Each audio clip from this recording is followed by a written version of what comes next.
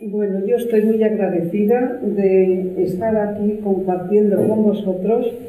La base de haber venido proviene de mi querido amigo José María Luzón y, de hecho, al cual conozco desde el año 89, cuando fue como director al Museo Arqueológico Nacional, y de no conocerlo anteriormente, pues pasé a ser una fan suya.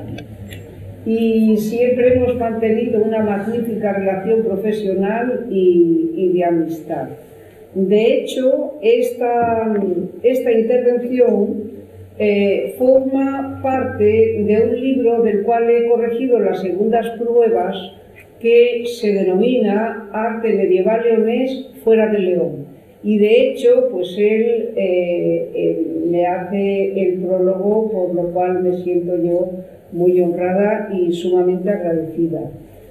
Esta parte de lo que voy a hablar hoy realmente no es la más destacada del libro, porque un porcentaje muy elevado de arte medieval procedente del Museo Arqueológico Nacional, de León, se conserva en el Museo Arqueológico Nacional. Si lo dijéramos un poco a nivel de relación, de proporción, pues sería prácticamente entre 60 o 70%. De manera que ahí he analizado, por una parte, lo que se conserva en este museo, en otros museos madrileños, como por ejemplo algunas piezas en el Instituto Valencia de Don Juan, algunas piezas en la Real Academia de la Historia, luego algunas lápidas en el Museo Sefardí de Toledo, el Museo Marés de Barcelona conserva también algunas piezas, la colección Goya, y luego pues hay unas cuantas piezas ya, de las cuales voy a hablar, son como una veintena más o menos, y aquí vincularé el aspecto, un poco para darle un tinte de realmente lo que yo quise significar en el propio título, el arte y, en su caso, cómo salieron las piezas fuera de León, que en ocasiones no está muy claro.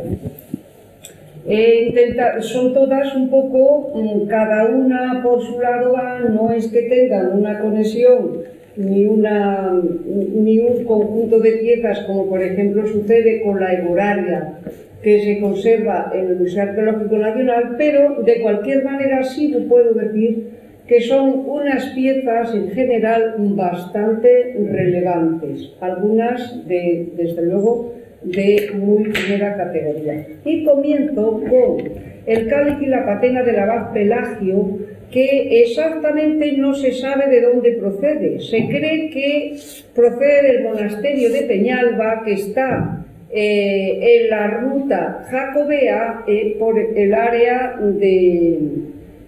del Bierzo. Los viene datándose aproximadamente entre el siglo XI y el siglo XII, e incluso se puede incardinar con el en su momento denominado arte 1200. Fue trasladado a Toledo, no se sabe cuándo, y lo que sí se sabe es que allí estaba en 1876. Tampoco se sabe cuánto tiempo estuvo, pero sí fue a la exposición de 1878 celebrada en el Trocadero de París. Y había pasado a manos de Charles Stein y es así ya mencionado por el barón de Lavilliers. Figuran de nuevo en la exposición celebrada en París en 1880. Se produce la venta de la colección Stein en 1886 y es entonces cuando pasa a engrosar las colecciones del Museo del Louvre. La primera referencia, digamos, científica y más que nada descriptiva se le debe a Molinier, y posteriormente Fabró hizo un análisis muy interesante a propósito de las inscripciones, y es un conjunto muy vinculable con la liturgia hispánica. De hecho, los lóbulos que conforman la patena se corresponde con los momentos de la vida de Cristo, la encarnación, la natividad, circuncisión, aparición de Cristo a la Magdalena, la pasión, resurrección, gloria y luego el denominado regnum y anteriormente la muerte de Cristo. Estas se colocan en forma de cruz en el momento de la consagración, que este año hemos tenido oportunidad de verlo en la procesión del Corpus de Toledo. La siguiente pieza que quiero comentar, aunque anterior, es el Beato de San Miguel de Escalada, que es una obra de Maggio que, según Williams, la realizó en el monasterio de Tábara con destino a este monasterio de San Miguel de Escalada, cercano a León, y actualmente se conserva en la Morgan Library de Nueva York. Fue adquirida en Nueva York por Morgan en el año 1917. Es una pieza realmente fundamental porque, como saben, Beato escribió los comentarios al Apocalipsis. Se hicieron 3 ediciones, según Peter Klein, una de ellas ya fallecido este monje, y luego el siglo X fue muy importante como renovación, y esta renovación se le debe a Maggio. Las novedades que él aportó fue el de enmarcar las ilustraciones e incluir algunas de ellas, como es, por ejemplo, el de la mujer y el dragón y el de el juicio final, dentro de a doble folio, mientras que la parte correspondiente, que también es una inclusión suya, la parte correspondiente de los comentarios del libro de Daniel, eso va sin enmarcar, de manera que esa es la gran diferencia. Esto pertenece a la muerte de los 2 testigos, tiene unos caracteres muy definidos que se van a repetir posteriormente. Por ejemplo, en el propio Beato que mandó hacer Fernando I, y luego también en el Beato de Valcavado, la distribución a base de franjas. Goldsmith, el gran investigador alemán, la publicó en el año 1925 y en este año figuraba en la colección L'Arcade de París. Las características son muy similares a las de la arqueta de las bienaventuranzas. Esta arqueta de las bienaventuranzas se conserva en el Museo Arqueológico Nacional, por supuesto, incompleta. Yo he hecho una recomposición de las placas que se conservan. Una de ellas, la que estoy señalando, esa se ha perdido, y una parte también ha sido sustituida por una serie de placas islámicas que ya son de época anterior, y en base al estilo y a las dimensiones de cada una de estas placas he podido aventurar que esta placa de Cristo en majestad correspondía a la arqueta de las bienaventuranzas. Todo esto, estas obras eborarias se realizaron en el taller áureo de San Isidoro de León, que, como saben, de allí salió la cruz de Don Fernando y una serie muy numerosa de marfiles y otras obras que no son marfiles, y que desde luego compusieron un conjunto magnífico que están vinculados directamente con la liturgia hispánica. A continuación vendría el hijo de Fernando I y doña Sancha, Alfonso VI, que ya impondría, como saben, la liturgia romana, y las situaciones ya son completamente diferentes. Una de las placas que salió de este tesoro, del tesoro de San Isidoro, evidentemente es la placa con la Traditio Legis, que también se encuentra actualmente en el Museo del Louvre. Esta perteneció a la antigua colección Spitzer y fue vendida en París en 1893 y adquirida en 1900 a Bauer. De allí, este personaje pasó al Museo del Louvre, como digo.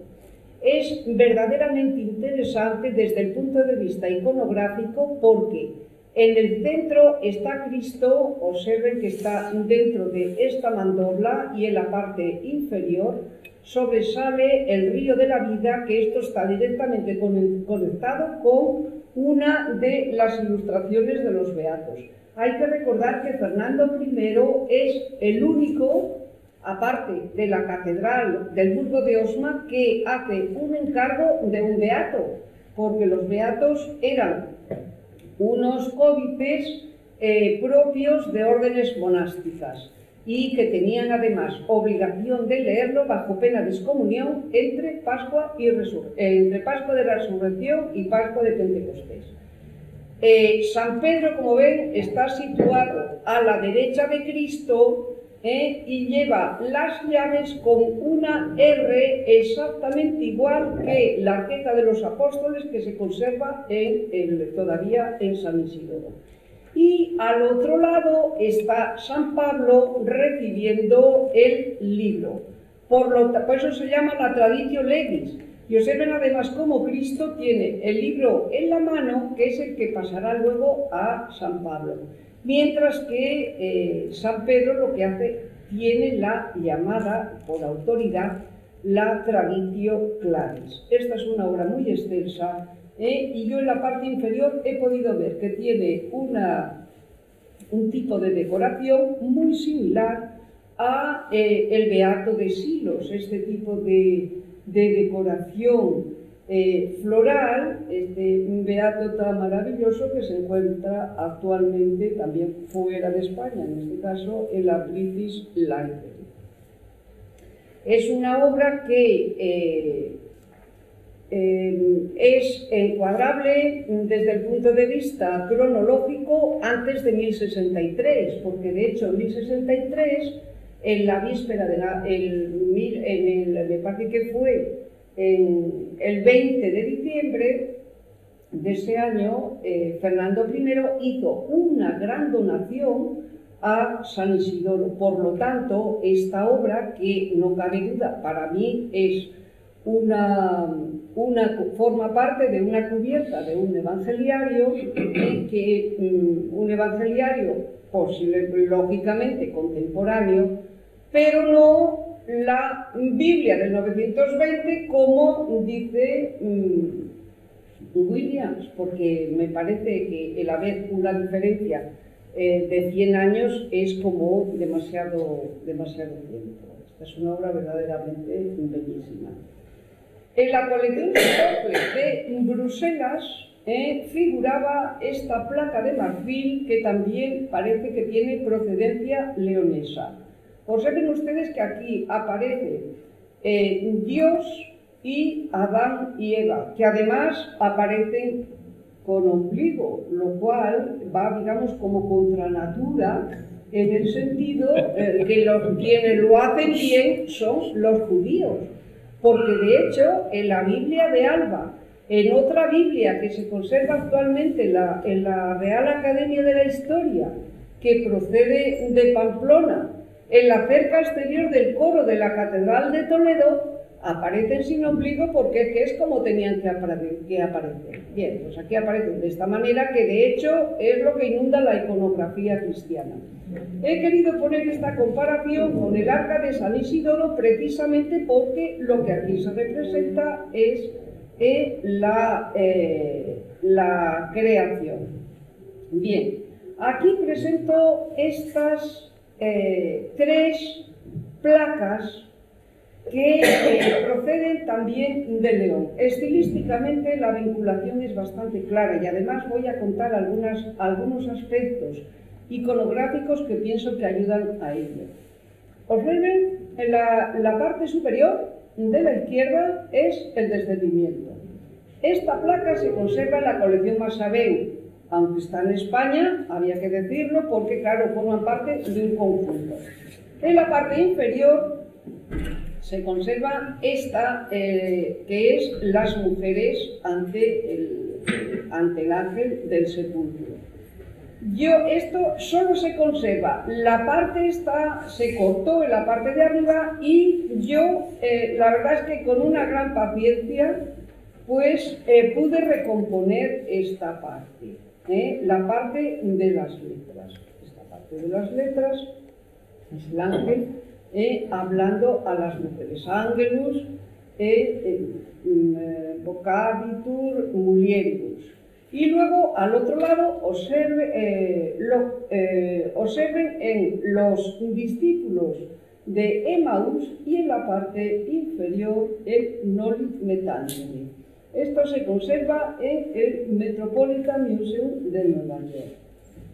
En Santiago, en la Catedral de Santiago, se hacían unas ceremonias vinculadas con el Viernes Santo, el Sábado Santo, de ahí que bueno, tuvieron una repercusión muy grande y eso también se realizó en otros lugares. Por ejemplo, los capiteles de Aguilar de Campoo, procedentes de la iglesia del monasterio de Aguilar de Campoo, que se conservan actualmente en el Museo Arqueológico Nacional, también tienen este programa iconográfico, pero no solamente esto, porque claro, esto está incompleto.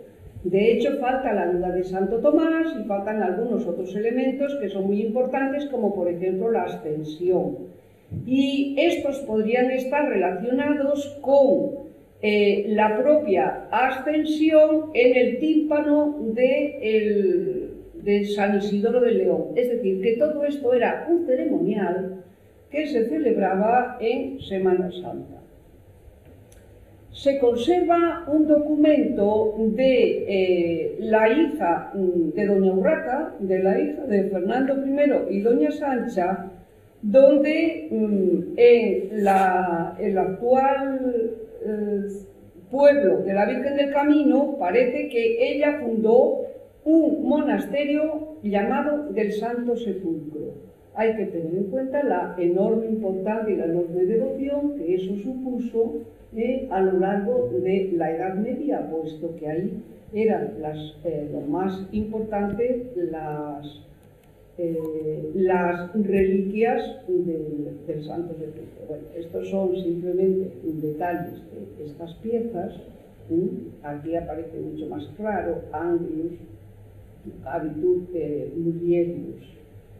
Se ignora completamente cuándo salieron estas piezas, de manera que es bastante complicado y bastante difícil llegar a algunas conclusiones. Y otro tanto sucede con estas tres placas de marfil, una de las cuales está, esta primera, en una colección privada de Providence, en Massachusetts, y las otras dos en el apóstol, un apóstol que se ignora el que es, y luego el apóstol San Pedro. Aquí mi colega, el conservador de medieval del Metropolitan Museum, estima que pudieron formar parte o bien de un frontal o bien de una arqueta. La verdad es que no es nada fácil el extraer conclusiones de estos temas, porque de hecho se conservan algunos apóstoles, por ejemplo, en un ara portátil, en Aquisgrán, allá hay unos. Luego también hay otras en Estados Unidos, pero bueno, de cualquier manera son piezas procedentes de León. es muy posible que proceda de alguna arqueta, y he querido poner esta, la de los apóstoles de San Isidoro, precisamente por el propio tema, porque son los apóstoles y pudo ser absolutamente un apostolado. Este crucifijo de marfil del Metropolitan Museum de Nueva York también parece ser que es de origen leonés. De hecho, las características formales nos llevan a colocarlo en el siglo XII y muy relacionado con el crucifijo de Carrizo, con el Cristo de Carrizo, que actualmente se conserva en el Museo de León, y es bastante probable. Bien, tampoco tenemos una claridad meridiana de que esta arqueta de San Adrián y Santa Natalia proceda, que actualmente se conserva en el Yale Institute de Chicago, proceda de San Adriano de Goñar. San Adriano y su esposa, Santa Natalia, fueron unos santos del siglo IV que sufrieron martirio, y su devoción se extendió desde Nicomedia, donde era su lugar de origen, hasta el occidente. Hay que tener en cuenta la enorme importancia que tuvo la leyenda dorada de Vorágine para su propia expansión. En torno a la parte inferior figuran los distintos episodios, las referencias epigráficas a los distintos episodios del martirio de cada uno de ellos, y la posibilidad de que procedan de San Adriano de Goñar está en que la reina Doña Urraca hizo una fundación en esa zona, que luego entregó a unos monjes, de manera que es muy posible, bueno, estoy hablando de Doña Urraca, la que donó a San Isidoro nada menos que el cáliz que se denomina a partir de su nombre. Bien, aquí tenemos el monasterio de Sagún. Creo que es uno de los monasterios más castigados de toda la provincia de León, pero el problema es que el castigo le ha venido por dentro y por fuera, porque los propios lugareños verdaderamente han sido unos auténticos desastres, porque todavía están apareciendo de excavaciones más o menos. Bueno, las excavaciones sí son legales, pero hay muchas partes del esplendidísimo monasterio que configuró toda la ciudad, pues realmente todavía se conservan bajo tierra bastantes materiales. No hace muchos años apareció una magnífica escultura gótica, posiblemente de un San Mateo. Yo creo que puede ser San Mateo, porque dentro de los apostolados góticos, San Mateo es uno de los que suele aparecer en verde, y también San Juan, pero ya dentro de los góticos, al tener solamente un libro, pues es muy posible que fuera San Mateo. Bien, pues ese apareció, estaba debajo de tierra. ¿Qué pasa con estas esculturas? Pues estas esculturas fueron vendidas. Gómez Moreno las vio cuando hizo el catálogo monumental, y después desaparecieron. El monasterio de Sagún evidentemente ha pasado por diferentes etapas, claro, desde lo que se hizo en el siglo X, se continuó en el siglo XI, fue el monasterio más importante de la Orden de Cluny en España, y luego pues continuó en estilo gótico y en sucesivos estilos en época posterior. Entonces, estas figuras, en mi opinión, creo que debían de estar originariamente posiblemente en una portada de acceso al claustro. La figura de la izquierda es San Pablo, y San Pablo está conectado directamente con los monjes. Tiene de hecho una de sus epístolas, me parece que es la de los Gálatas. Esa es luego glosada posteriormente, y hay todo un gran capítulo que yo en el libro este lo indico en latín y luego la propia traducción, y va dirigido directamente a los monjes en el sentido de comportarse bien y, en fin, una cuestión puramente razonable. Y luego tenemos aquí a San Miguel, ambas esculturas tienen una relación estilística más o menos señalada con otras dos esculturas que actualmente se conservan en el Museo de León. Y otra escultura más, que era de San Agustín y que ya sin cabeza, Gómez Moreno habla de una escultura de obispo, no sabemos dónde está. Yo, cuando digo no sabemos dónde está, me parece que está al lado del charco, porque es lo que suele pasar. Este sepulcro de Alfonso Ansúrez estuvo cubriendo el sepulcro de un señor que se llamaba Guarda. Y en el año 26 fue mandado a Estados Unidos, al Folk Museum, y luego pues fue recuperado en el año 32. Hubo un escándalo verdaderamente impresionante, pero en un sentido completamente quijotesco para España. Las autoridades españolas decían que era una donación generosísima por parte de Harvard, y de eso nada, eso era una permuta, y esa permuta supuso que se llevó para Estados Unidos 15 cajas de material ibérico del Museo Arqueológico Nacional, una de las columnas de antealtares, y de las 3 que existían solamente, ahora conservamos aquí en España 2 porque la otra no se sabe, y uno de los capiteles de Aguilar de Campo. Así que el que digan que eso es una generosidad, pues es como de risa. Bueno, también fue para Estados Unidos esta cabeza de San Cristóbal, que también procede de Sagún. La cabeza es impresionante, yo la he visto allí en el museo y es verdaderamente asombrosa. Da conocimiento de ella un Budiol, y luego la relacionan también con otra de Valladolid, que en este momento no se sabe. Bien, estas 3 esculturas se conservan en la Spanish Society de Nueva York, y antes que mencionábamos el Conde de las Almenas, pues San Martín procede de esa colección.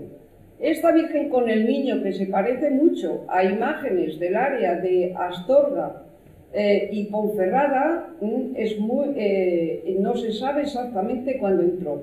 Y tampoco podemos decir lo mismo de esta.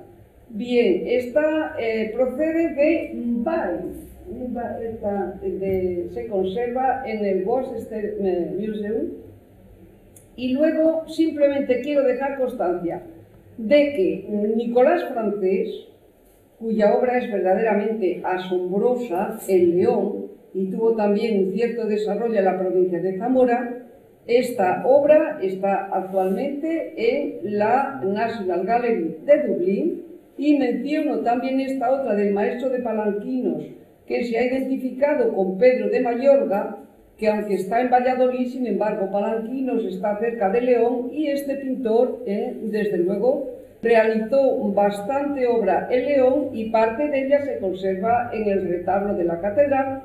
Y finalmente esta Majestas Domini, que esto lo he tomado del catálogo monumental de Gómez Moreno, que se encuentra actualmente en paradero desconocido, y que es muy posible, en mi opinión, que se encuentre en Estados Unidos como tantas otras cosas.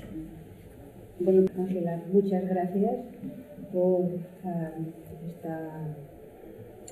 esta aportación tan interesante sobre arte medieval leonés, que me gustaría saber mucho más del que sé para hacerte algunas preguntas.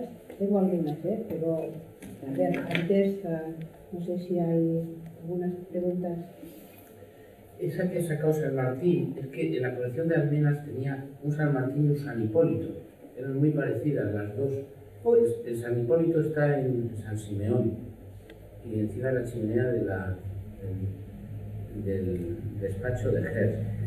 Y eran de... ¿En qué tamaño tiene? Esta procede de Cacabelos. Ya. ¿En qué tamaño tiene esta? Porque la de aquella es... Y es más, es muy curioso que cuando se hace Ciudadano Kane, ahí sale en la gran chimenea que aparece ahí en Sanadú, pues hay un San Hipólito encima de la chimenea, enorme, de un tamaño colosal, ¿no? En la Y película. le voy a decir las dimensiones exactas. ¿Era esta? No, es más de Palancino. La dada de tots. Hasta atrás. Hasta atrás. Esta. Esa es.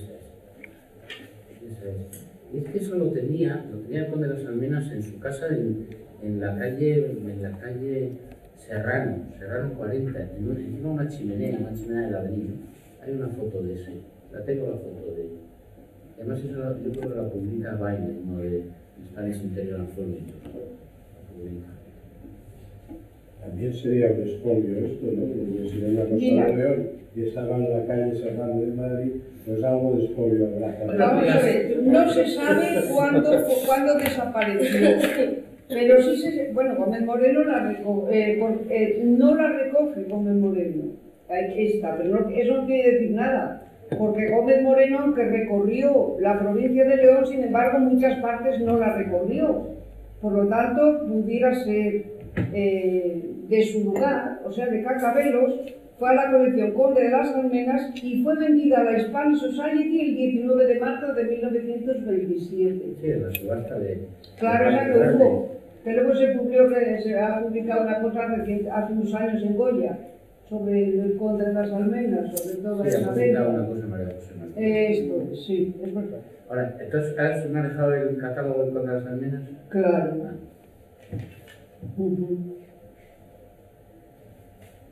Una pregunta es que muchas de estas piezas, de estas magníficas piezas que nos has enseñado, podría ser que salieran del país debido a exposiciones, que se hicieran exposiciones pues en Filadelfia, en Chicago, en París, etc. Y que con motivo de estas exposiciones las piezas se quedaran allí. Yo creo que estas no. Estas yo creo que no. En la colección de Almenas sale para una exposición. Sí, por Ya, eso lo digo, sí. por eso lo digo. No volví ni una. Bueno, pero yo las que he ido reseñando, las que he indicado no son así de exposiciones. Así como tengo que decir también otra cosa, que pues gracias a todos los desvelos míos y los de un colega inglés que fue absolutamente generoso, hemos podido recuperar un misal, el misal del Paular, que estuvo en el Museo Arqueológico Nacional hasta 1905. Y entonces, pues hace unos años, yo recibí un email de un inglés diciendo a ver si nosotros teníamos un misal. Y dije, pues lo hemos tenido, pero ya no lo tenemos. Y desde luego parece ser que debió de salir con un sobrino o nieto o no sé qué de Juan de Dios de la Rade del Gallo. Y lo pudimos entonces recuperar hace unos años y además le costó al Estado, no te creas, mucho dinero.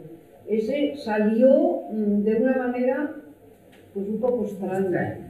Bueno, como tantas cosas, que en el año 71 de tu pueblo, por ejemplo, del Museo de Segovia salió una placa de alabastro inglés, 1971. Eso es lo que me pide. ¿Y el director del museo? No sé, los Memling que han salido ahora en Soria, unos Memling, de Memling de Soria, esos los fotografiaron mis padres en el año 63 en la iglesia y están en el ayuntamiento. Y del Ayuntamiento de Salamanca ha desaparecido una pieza, que en Barcelona tenéis una igual, de una Santa Ana y la Virgen inglesa.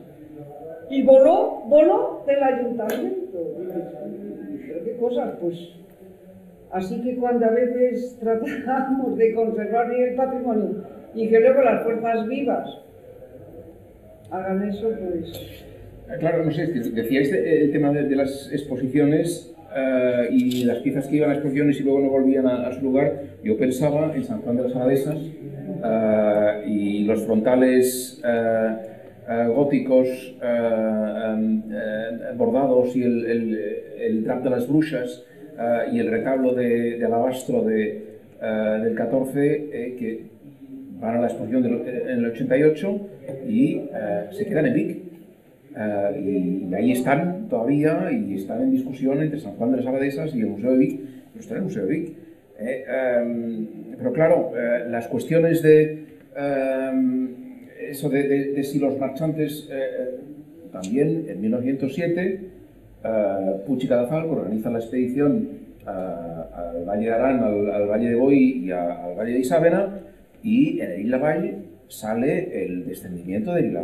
Lo sacan de un cuarto que estaba ahí aparedado y estaban allí, dice José Pujol, destinadas a que se descompusieran, como era habitual, pues enterrar las imágenes fuera que se retiraban del culto, digamos, darles un final digno, enterradas para que se deshicieran. Pues Puig relata luego que se las ofrecen por 80 pesetas y que, claro, como iban con el permiso del obispo, pues no digamos, aceptaron el trato, a pesar de que hubieran ido al Museo de Barcelona. Y dice luego, y después vinieron los marchantes. Y a eso a lo mejor habría que añadir, por suerte, porque si no, no se conservarían. El libro del Museo de Niebla de Gonzalo Santonja pues relata muchas penas y menciona a Marés lo tiene enfilado. Yo digo, tampoco lo tenía que tener tan enfilado, porque a fin de cuentas pues es que le iban ofreciendo también las cosas, la gente ignoraba completamente el valor y bueno, pues allí sacaba todo lo que le pareció bien. Lo malo de Marés es que luego afilaba las... Sí, eso yo lo he notado, porque hay una virgen que yo catalogué del Museo Marés, a la cual Marés le quitó ¿cómo se llama?, la corona, y gracias a comparar el original en el catálogo monumental de Abad Ríos, el de Zaragoza, pude deducir que esa virgen, que es del siglo XIII, es la misma que procede de Belchite, de un pueblo que se llama Belchite, de allí. Por cierto, cuando comentabais antes de Marés, las personas que hemos catalogado el arte medieval no hemos tenido nada de facilidades de tipo documental para poder hacer esa catalogación. Incluso a mí me tocó catalogar un crucifijo que procede de Toro, y ese crucifijo ocupa una página entera en el Ars Hispaniae, el de la imaginería románica. Pero, claro, lo que comentábamos, que se silenciaban muchas cosas. Incluso la puerta mudéjar, una puerta maravillosa de Carrizo, un señor que en este momento no recuerdo su nombre, pues dice que posiblemente proceda de por ahí. Y digo, no, posiblemente no. En el Archivo Español de Arte hay una foto donde está en su sitio la tal puerta, así que está claro.